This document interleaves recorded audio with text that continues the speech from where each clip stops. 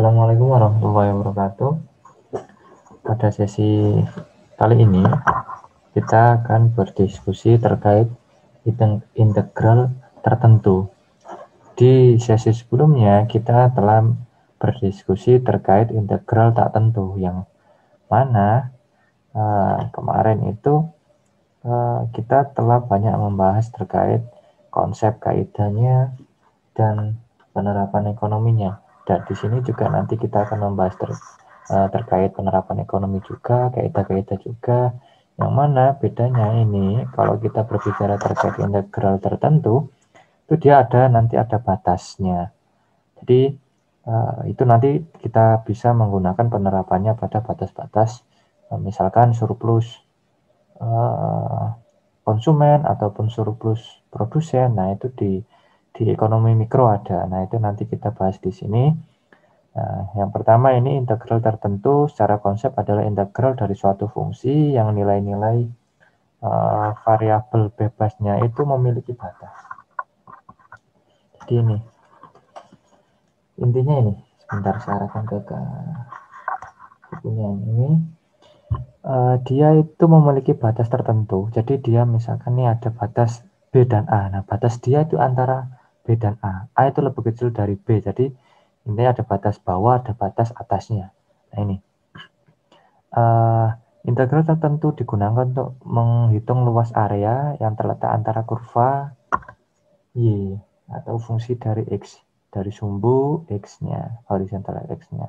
Nah, dia dibatasi oleh X sama dengan A dan X sama dengan B. Jadi dibatasi A, B, dan A seperti ini. Nah, kondisi itu kalau di integral tak tentu, itu dia formulanya seperti ini. Dia integral dari fungsi X-nya itu dia adalah ada konstantanya di sini. Konstanta ini tak tentu. Nah, kalau integral tertentu, jadi nanti di sini itu dia sudah ada ketentuan nilainya di sini antara batas B dan A.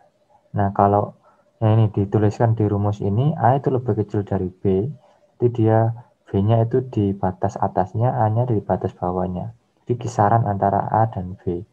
Jadi kalau dituliskan seperti ini, integral tertentu, nanti ketemulah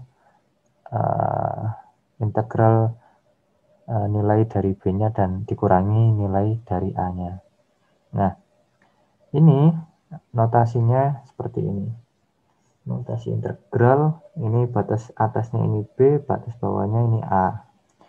Nah, dibacanya integral fungsi dari X untuk rentang wilayah X. Ini rentang wilayah X dari A ke B, dari bawah ke atas. Nah, selanjutnya, mengingat bahwa A itu lebih kecil daripada B, yang mana A itu adalah batas bawah integrasinya, B itu batas atas integrasinya. Nah, kemudian ini langsung saya contohkan ke kaidah-kaidahnya. Ini kalau ditulis pada grafik seperti ini seperti ini nih. Ini kita pengen mengetahui arsiran di sini ini pada batas A dan B. Kalau dituliskan batas A-nya di sini, B-nya di sini. Sehingga ini di A ini adalah X0-nya. Kemudian kalau lengkukan seperti ini, kita bisa membuat ini adalah kemiringannya, sehingga ini adalah perubahannya. Perubahan dari X0 ke X1, X1 ke X2, X2 ke X3, 4, 5, dan seterusnya, sampai pada Xn yang sampai pada batas B ini. Nah, kalau dituliskan rumusnya, X0 adalah A. Ini. X1-nya adalah A plus perubahan, satu kali perubahan ini. X2 adalah A plus 2 kali perubahan AB, ya, 2 kali. Kalau X3 berarti 3 kali A plus 3 kali perubahan X-nya. Nah, seperti itu, dan seterusnya. Kalau dituliskan dari grafik ini seperti ini. Nah, Untuk mengetahui luas seluruh area di bawah kurva dan untuk rentang dari A ke B, dengan perkataan lain ini bisa dituliskan seperti ini. Nah, fungsi dari X pada perubahan X1, pada perubahan X2, dan seterusnya sampai perubahan Xn. Nah, sehingga kalau dituliskan dalam bentuk integralnya, dia ada limitnya seperti ini. Integral batas B atas, ini bawahnya ini adalah batas bawahnya pada fungsi X pada wilayah dari A ke B, dari A ke B. Seperti itu secara konsepnya. Kemudian ini kalau satu fungsi yang kita amati seperti ini. Kalau dua fungsi, misalkan ada Y1 dan Y2. Y1-nya adalah fungsi X, Y2-nya adalah Fx-nya. Kalau Y1, Y2-nya adalah Gx-nya. Nah, Fx lebih kecil daripada Gx. Sehingga kalau Gx-nya lebih besar kan berarti intinya dia berada di atas, kurvanya itu berada di atas dari kurva Fx di sini. Nah, kemudian rentang wilayah dari A ke B, A-nya lebih kecil dari B, berarti kan A-nya di sini, B-nya di sini. Nah, ini kita bisa mencarinya seperti ini. Integral dari Gx min Fx itu pada wilayah A ke B. Nah, bisa kita tuliskan karena ada dua seperti ini. Nah, masing-masing kita integralkan. Langsung masuk ke kaidah. Ini secara konsepnya seperti ini. Kalau digambarkan dalam bentuk grafiknya. Kemudian kaidah-kaidah integrasi tertentu. Yang pertama ini untuk A kurang dari C, C kurang dari B berlaku. Maka kita bisa lihat nih. Integral fx pada wilayah A ke B itu kita bisa menuliskan seperti ini. Fungsi dari B dan FA-nya. Nah, langsung contohnya nih. Integral B-nya 5, A-nya 2. X4 dx. Maka bisa kita integralkan dulu yang ini. X4-nya kita integralkan seperti kaidah di integral tak tentu. Cuma nanti kalau integral tertentu nanti ada langsung kita masukkan ini 5 dan 2-nya di sini. Langsung saya contohkan nih. X4 kalau kita integralkan berarti kan X pangkat 4 plus 1. Jadi X5. Nah, kemudian dibagi dengan pangkatnya ditambah 1, 4 plus 1, 5. Berarti X5 dibagi 5. Nah, di sini. X5 dibagi 5. Jadilah kalau dipecah, dianya seperti ini. X5 ini kan 1 per 5, 1 per 5. Batas atasnya adalah 5, batas bawahnya adalah 2. Kita masukkan saja. 1 per 5, X-nya itu kita substitusikan 5 ini di sini. 5 pangkat 5, ketemulah ini. Terus 5,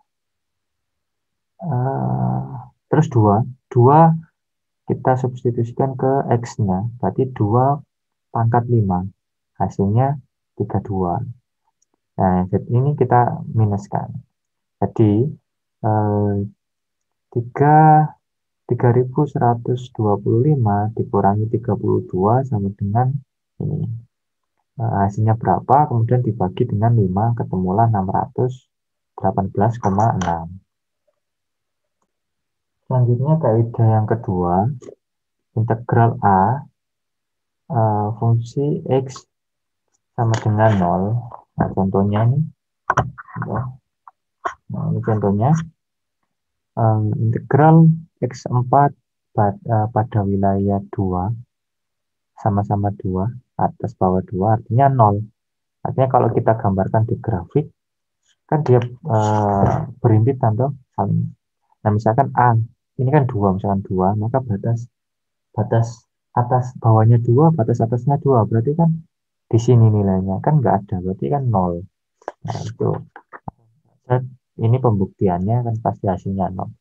Nah, X4 kita integralkan 1/5 X pangkat 5. Kemudian 2. Ini juga 2 di sini. Ini sama juga seperti ini. Kita tuliskan rumusnya bisa A seperti ini.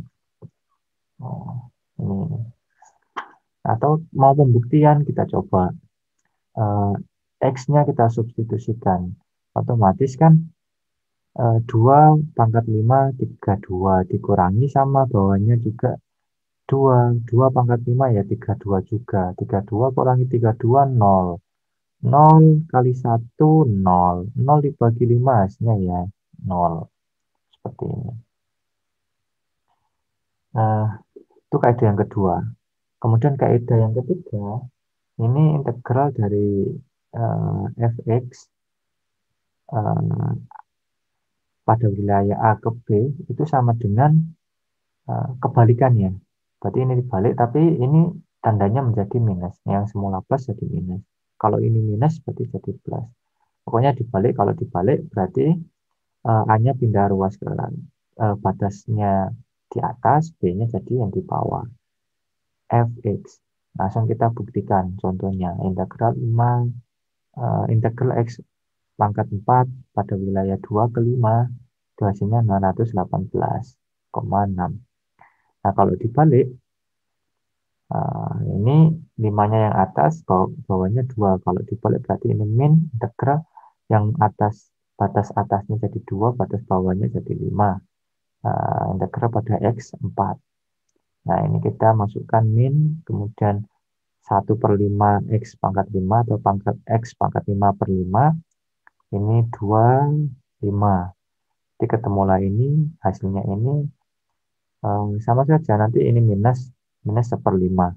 Ini nanti hasilnya minus. Minus dikali minus, hasilnya positif.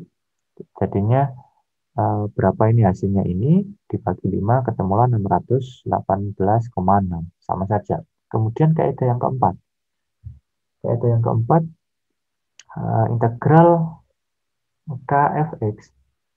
Ini kalau ada konstanta, k ini konstanta. Jadi tulis konstantanya, kemudian pada batas A dan B, nanti konstantanya pindah ruas sebelum diintegralkan. Jadi misalkan nih, integral 5x pangkat 4 pada wilayah 2 ke 5, maka hasilnya ini 3093. Nah, ini bisa kita pindah, yang K-nya konstan bisa kita pindah ruas ke sini. Jadi 5 integral dari X pangkat 4 pada wilayah 2 ke 5 itu ya dihitung ini nanti ketemulah 618. Ini sama pakai yang ini sama nih.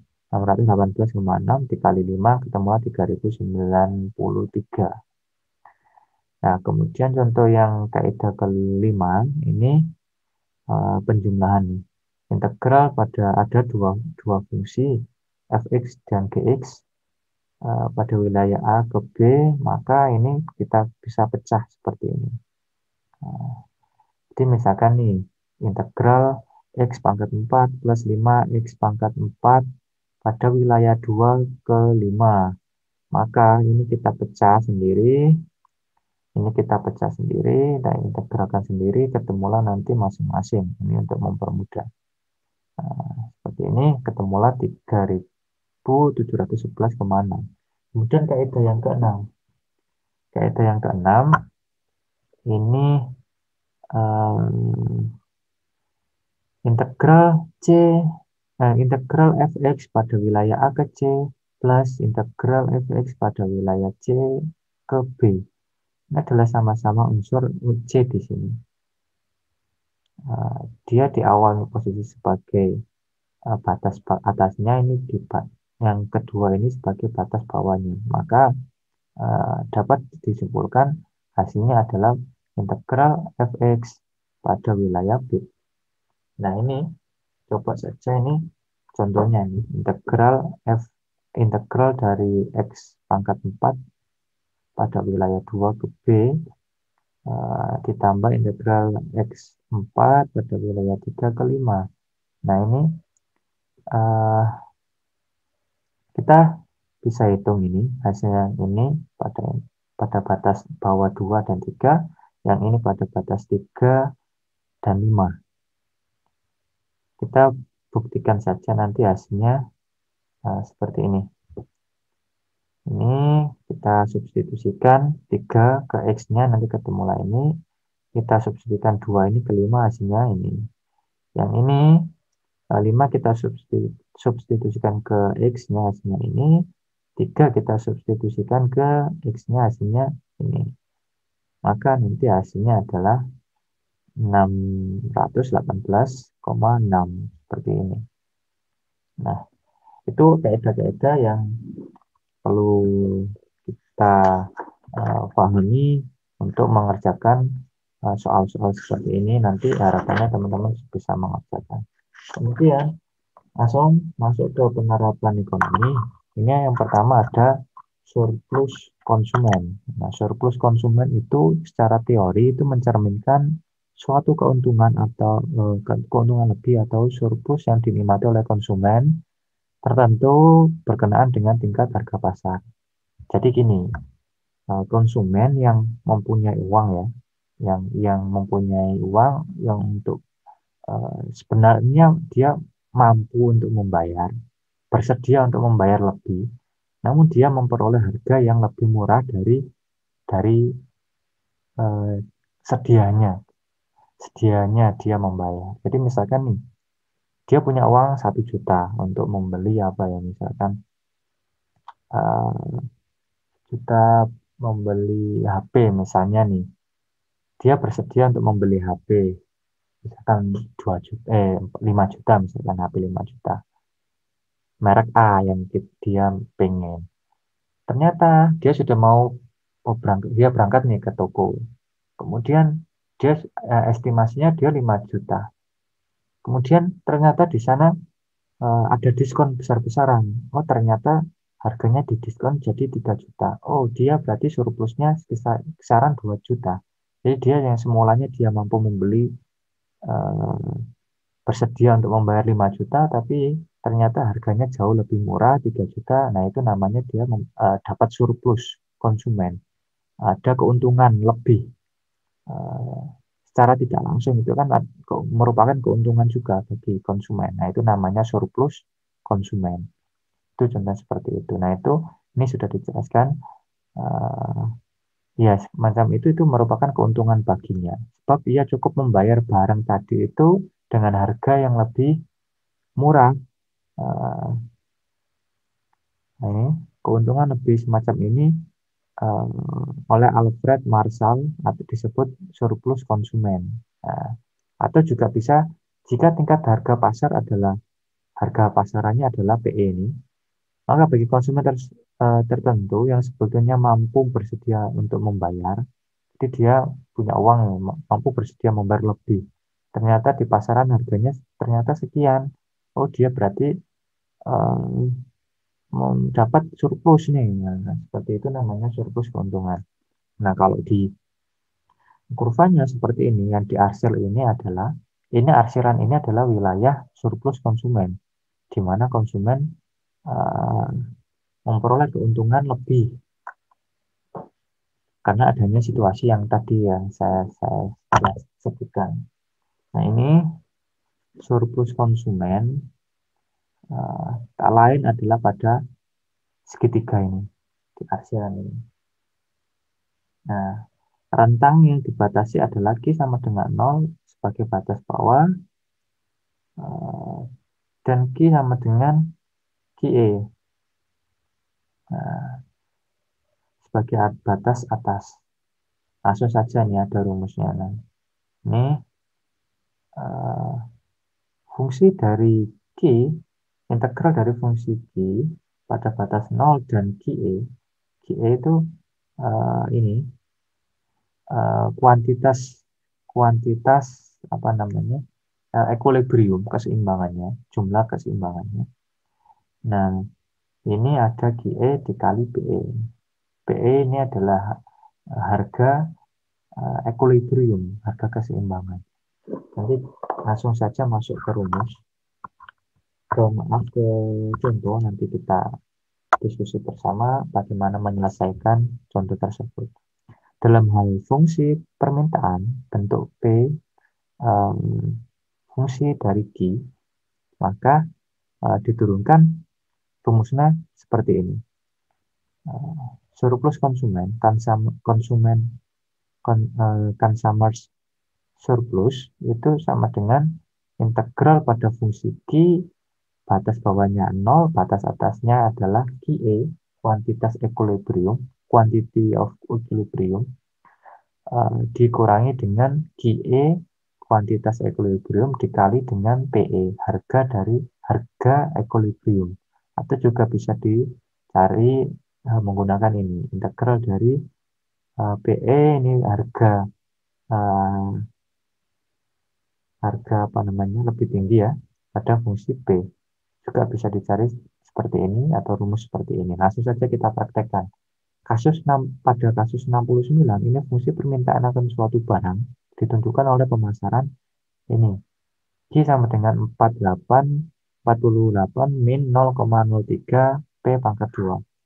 Hitunglah surplus konsumen jika tingkat harga pasar adalah 30. Pada tingkat harga pasarnya PE-nya adalah 30. Pada tingkat kuantitas equilibriumnya adalah 21. Nah, Q sama dengan 48.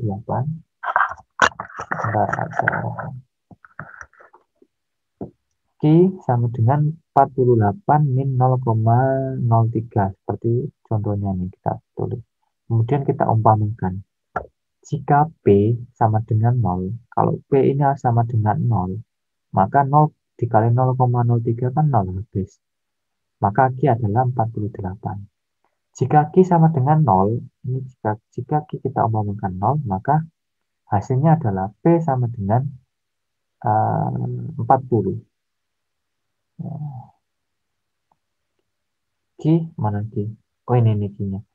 Jika Q sama dengan 0, maka P sama dengan berarti 48 dibagi dengan 0,03. Hasilnya adalah ini. Kemudian P sama dengan PE 30, QE-nya sama dengan 21 ini. Nah, itu yang perlu kita cari dulu, kemudian baru kita bisa menyelesaikan seperti ini. Consumers surplus itu rumusnya kita bisa pakai rumus ini. Misalkan yang pertama nih kita contohkan, nanti bisa pakai rumus ini juga. Yang pertama ini kita masukkan rumusnya, berarti ini adalah fungsi dari Q. Fungsi dari Q-nya adalah 48 min 0,03 P pangkat 2. Sesuai ini. Nah, kita masukkan fungsi Q-nya. Pada batas 30 dan 40. Ini kan PE, ini P. Berarti kita pakai yang ini. Yang ini. Nah, P apa namanya ini? P topi. Nah, ini 40. PE-nya adalah 30. Berarti ini 30, 40. Kemudian ini adalah fungsi Q-nya. Kita tinggal selesaikan aja. Ini kita integralkan, maka ketemulah ini 48P. Ini jadi 0,01 P pangkat 3. Ini diperoleh dari mana ya, kita integralkan. P pangkat 2 plus 1 kan jadi P3. P pangkat 3. P pangkat 3. Berarti 0,03 P pangkat 3 dibagi dengan 2 plus 1 jadi 3. 0,03 dibagi 3 jadinya min 0,01 P3.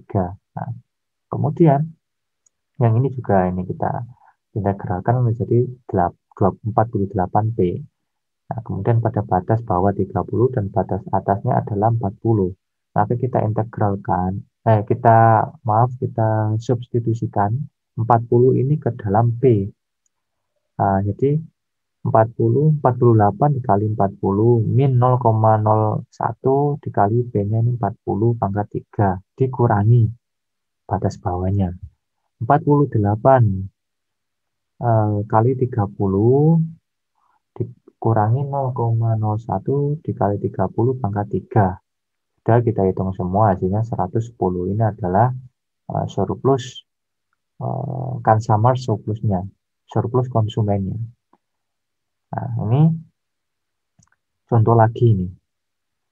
Ini kalau diselesaikan dengan contoh yang perhitungan yang ini. Langsung coba kita masuk ke perhitungan yang ini. Ini ada contoh perhitungan yang pertama ini. Ini kita pakai ini atau pakai yang kedua ini juga bisa. Nah, saya langsung contohkan. Hitunglah surplus konsumen dua macam barang, dua macam cara untuk fungsi permintaan Q sama dengan 40 min 2P yang tingkat harga pasaran adalah 10. Ini adalah PE. Kita ketahui PE-nya 10. Kemudian Q sama dengan 40 min 2P ini. Kemudian kita balik kalau mau mencari P-nya berarti sama dengan P ini 2P sama dengan 40 min Q. Nah, P-nya kalau 2 kita hilangkan berarti harus dibagi 2. 2 kalau dibagi 2 sama dengan P. 40 dibagi 2, 20. 1 dibagi 2, 0,5 Q. Nah, kemudian kita umpamakan jika P sama dengan 0, P sama dengan 0, maka hasilnya Q-nya adalah 20 dibagi 0,5, hasilnya 40. Jika Q sama dengan 0, ini berarti 0, berarti P-nya sama dengan 20. Nah, ini. PE-nya adalah 10, QE-nya adalah 20. Sesuai contohnya. Cara yang pertama, kita menggunakan rumus yang ini. Yang ini tadi kan sudah. Coba kita menghitung dengan rumus ini. Sama aja.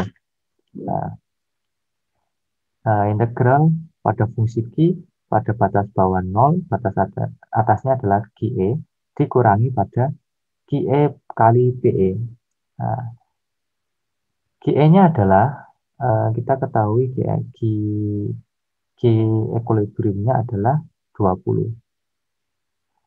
Nah, 20 ini kita taruh di batas bawah, atasnya 20, batas bawahnya 0. Kemudian fungsi dari Q-nya ya dari ini 40, dari contoh soalnya ini 40 min 2B. Kita tulis 40 min 2B atau juga bisa kita tuliskan seperti ini. Fungsi Q, mana fungsi Q? Nah, ini. Atau juga bisa tulis 20 min 0,5 Q. Nah, ini. DQ dikurangi dengan QE-nya adalah 20, PE-nya adalah 10. Kemudian tinggal kita hitung aja. Kita integralkan yang ini. Yang ini enggak kita integralkan karena ini yang perlu diintegralkan adalah yang ini saja. Nah, kita integralkan, ketemulah hasilnya ini.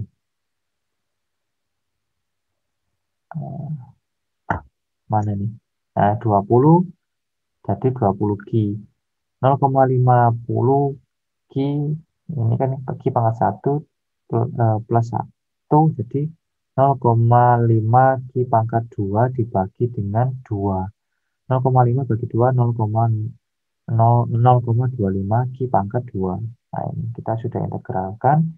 Kemudian kita ini batas bawahnya 0, batas atasnya adalah 20 min 20 kali 10 200. Nah, berikutnya kita substitusikan 20 ini adalah ke Q.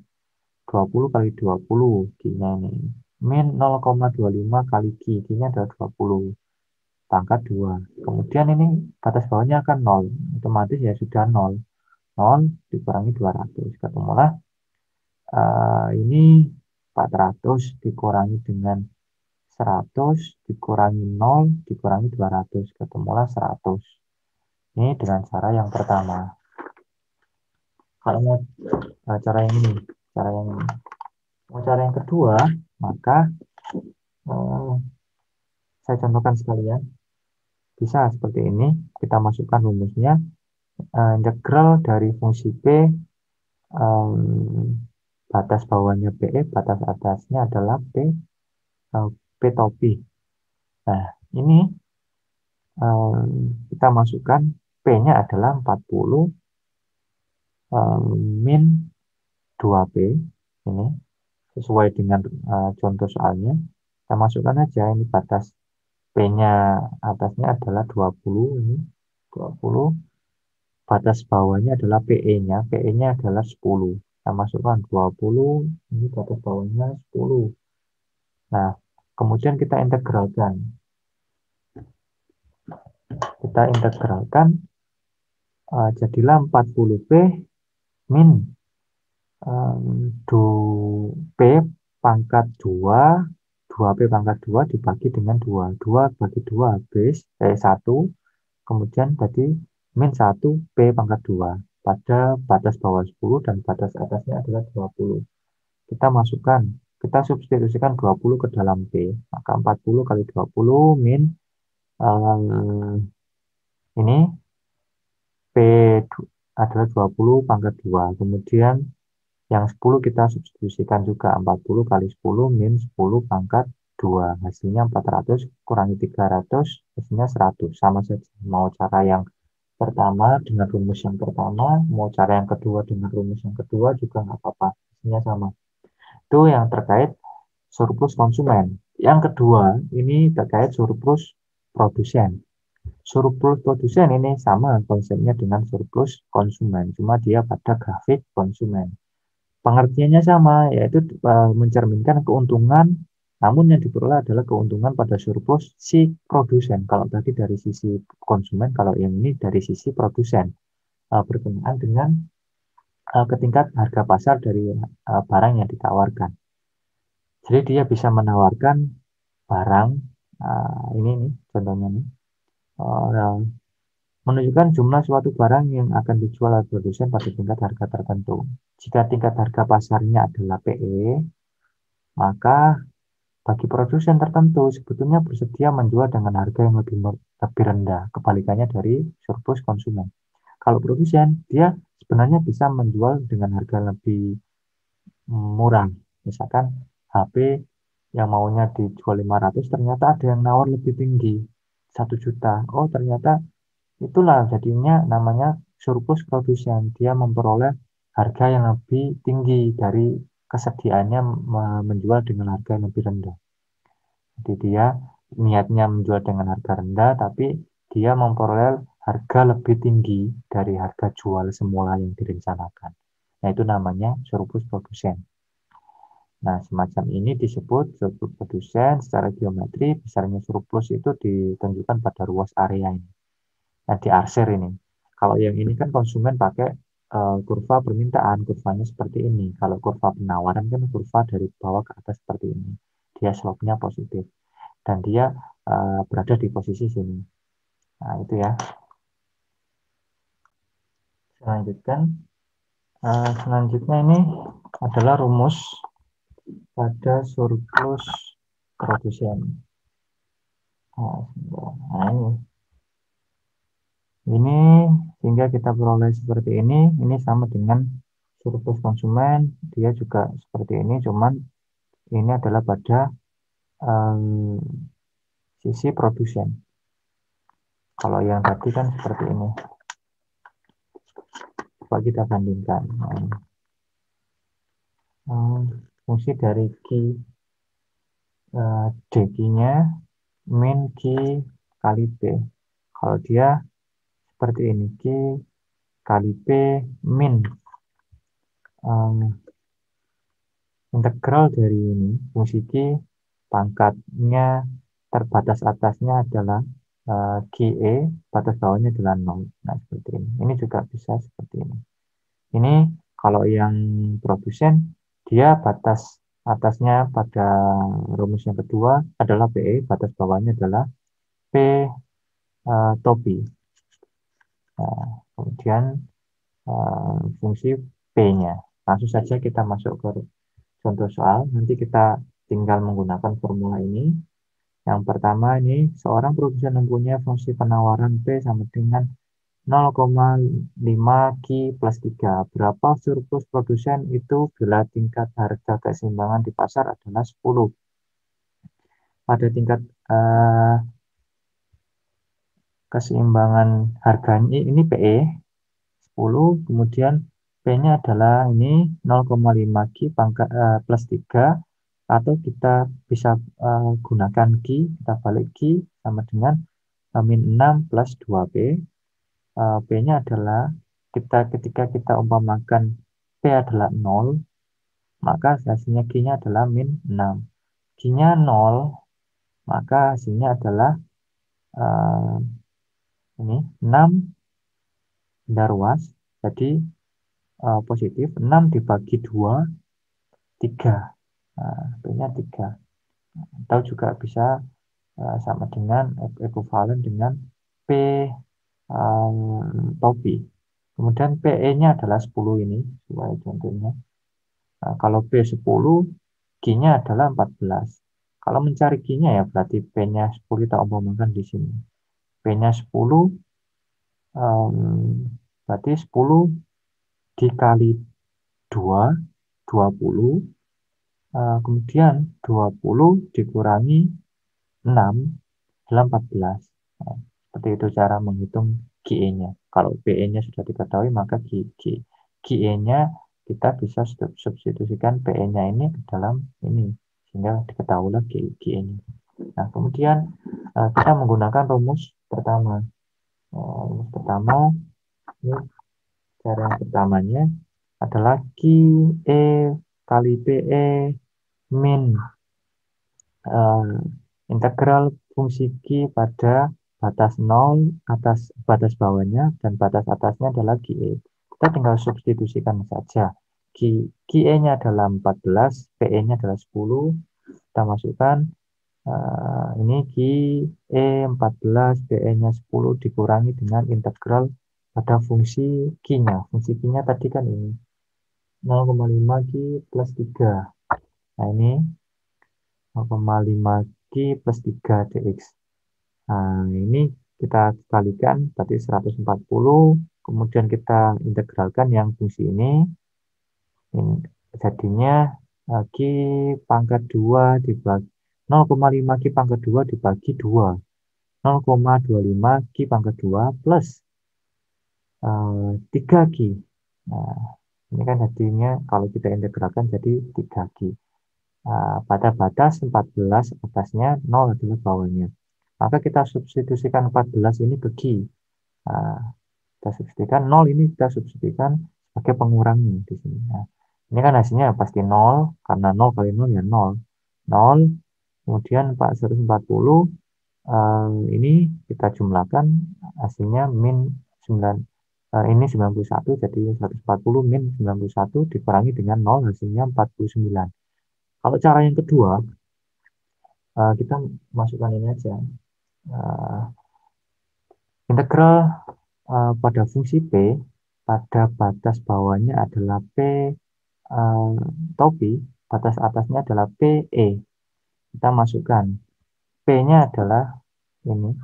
P atau P topinya adalah 3. Ini batas bawahnya 3, batas atasnya PE-nya adalah 10. Batas bawahnya atasnya 10.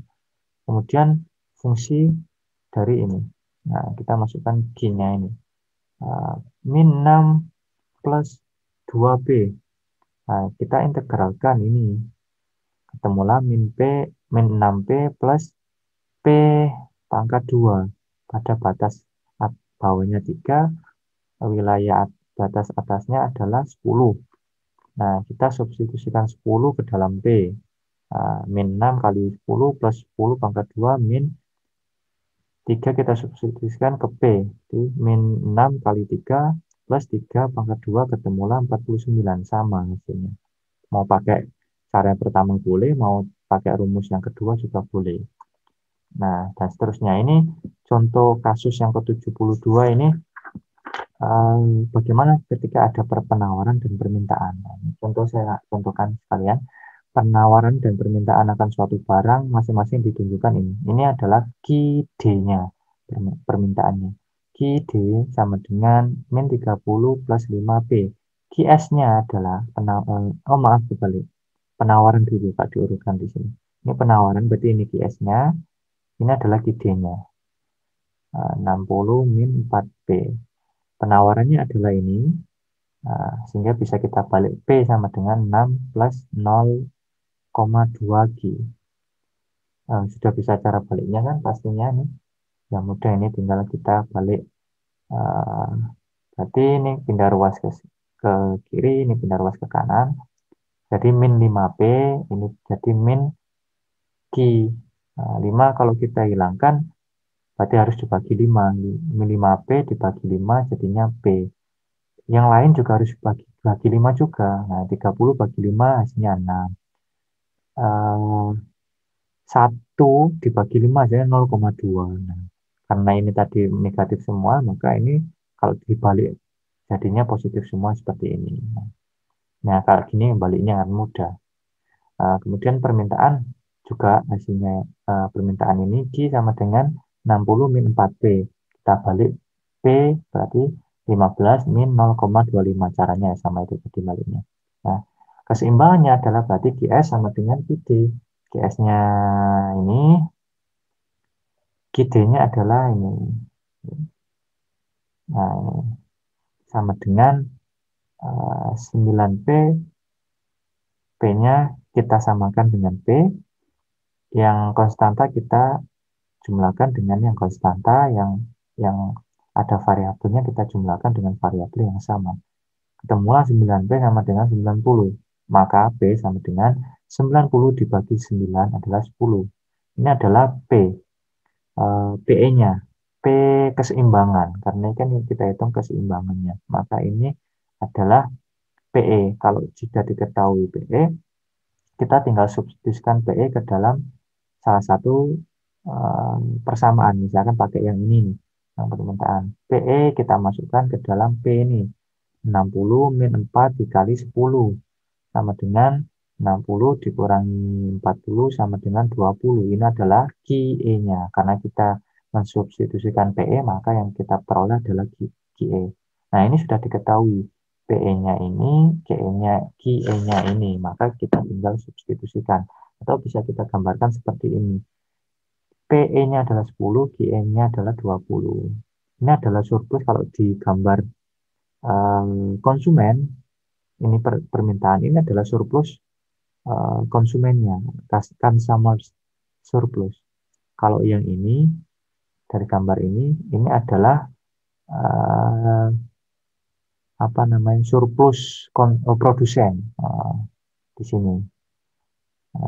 Keseimbangannya adalah 20, GE-nya, PE-nya adalah 10. Nah, kita pengen mengetahui surplus masing-masing. Ya, kita hitung menggunakan rumus masing-masing. Surplus konsumen dia pakai rumus ini, surplus produsen dia pakai rumus ini. Tinggal kita hitung aja. QE-nya adalah 20, batas bawahnya 0. Nah, kita masukkan fungsi Q-nya. Fungsi Q-nya adalah fungsi Q permintaan, karena yang kita masukkan adalah surplus konsumen. Nah, yang ini. 60 min 4P atau yang 15 min 0,5 Q-nya. Nah, 15 min 0,5 Q kita masukkan, kemudian dikurangi dengan 20 kali 10. Hasilnya ini kita integralkan dulu, kemudian kita substitusikan angka 20 ke Q, hasilnya ini kurangi 200, hasilnya 50 untuk surplus konsumennya. Untuk surplus produsennya kita menggunakan rumus ini, salah satu bisa, misalkan ini, maka Q min P, QE-nya adalah 20, PE-nya adalah 10, kita kalikan 20 kali 10, 200. Kemudian integral QE-nya adalah 20, QE-nya 20, batas 0, batas bawahnya 0, kemudian fungsi Q dari surplus produsen, maka yang kita ambil adalah produsen dari sisi penawarannya. Maka P sama dengan 6 plus 0,2 Q. Kita pakai 6 plus 0,2 Q. Kita masukkan ke sini. Kemudian ini kita hitung 200, 20 kali 10, 200. Kemudian kita integralkan. 60, integral dari 6 plus 0,2 Q adalah 6 Q plus ini kita bagi. Ini kan 1 plus 1 dari pangkat 2. 0,2 Q pangkat 2 dibagi 2. Hasilnya 0,1 Q pangkat 2. Pada batas atasnya 20, batas bawahnya 0. Kita substitusikan 20 ke dalam Q, ketemulah ini. Kita masukkan 6 kali 20 plus 0,0 plus 0,1 kali 20 pangkat 2. Hasilnya 160. Kalau 0 ya, kita masukkan ke 0, berapapun ya, hasilnya 06 kali 0 ya 0, hasilnya 0. Berarti 200 min 160 min 0, hasilnya 200 min 160 sama dengan 40. Ini adalah surplus produsen. Sudah. Dari perhitungan itu kita bisa menyelesaikan atau bisa mengetahui surplus konsumen dan surplus produsen pada batas-batas wilayah ini. Ini bisa kita menggunakan integral tertentu. Itu diskusi kali ini. Untuk sesi berikutnya ada terkait matriks. Nanti akan saya sampaikan di sesi berikutnya. Saya akhiri, terima kasih. Wassalamualaikum warahmatullahi wabarakatuh.